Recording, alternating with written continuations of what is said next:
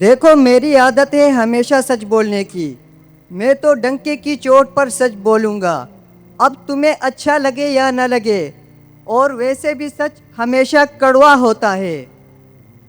ہائے سچ، تو کتنا کڑوا ہے، لوگ تجھے ہضم ہی نہیں کر پاتے۔ سر، آپ کیا کہتے ہیں اس حوالے سے؟ کیا خوب کہا تھا کسی سیانے نے کہ سچ ہمیشہ کڑوا نہیں ہوتا، بلکہ اکثر و بیشتر سچ بولنے والے کے انداز میں کڑوا پن ہوتا ہے۔ اور ہمارا معاشرہ تو وہ معاشرہ ہے جہاں جھوٹ تو بڑی صفائی اور طریقہ کار کے ساتھ کہا جاتا ہے، مگر بنا کسی اسٹریٹجی کے سرے بازار نعرے لگانے کو حق سمجھا جاتا ہے، جو در حقیقت جھوٹ سے زیادہ خطرناک ہے۔ واہ سر، آپ کے کیا کہنے، اب آپ کہتے ہیں انسان سچ بھی نہ بولے، یہ دنیا جھوٹ کی منڈی بن جائے۔ ارے میاں، ہم تو صرف یہ کہتے ہیں کہ آدھا سچ پورے جھوٹ سے زیادہ خطرناک ہوتا ہے۔ انسان کو حق کو ہونا چاہیے، بلکہ برملا صدائے حق لگانی چاہیے، مگر کچھ اصولوں کو زیر نظر رکھتے ہوئے۔ اصول؟ تو آپ کی نظر میں وہ اصول ہے کیا؟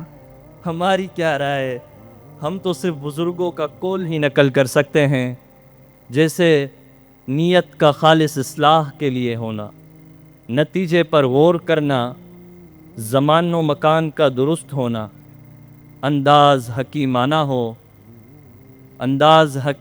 ہو، پانچویں اور سب سے اہم بات، آپ کی گفتگو اور دلائل مخاطب کے فہم و ظرف کے مطابق ہو۔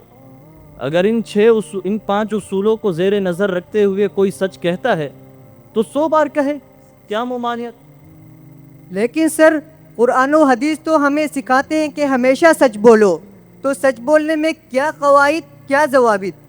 نیم ملا خطرہ ایماں جناب، ہم ادعو الی سبیل ربک یعنی حق کی طرف دعوت دو کا تو تکرار کرتے ہیں، مگر اسی کے متصل بعد آنے والے الفاظ بالحکمہ والموعظۃ الحسنہ وجادلہم باللتی ہی احسن کو بھول جاتے ہیں، جن میں در حقیقت اصل کامرانی کا راز مضمر ہے۔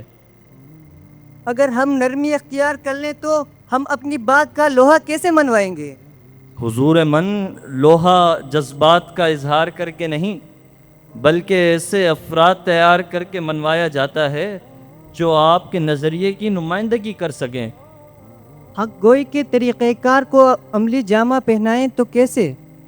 اس کے لیے ہمارے بزرگوں نے 5 کاف کی اصطلاح متعارف کروائی ہے کہ کیوں بولنا ہے، کب بولنا ہے، کہاں بولنا ہے، کیسے بولنا ہے اور کتنا بولنا ہے۔ کیا ایسا کوئی مسکن ہے جہاں اس حوالے سے اپنی اصلاح کی جا سکے؟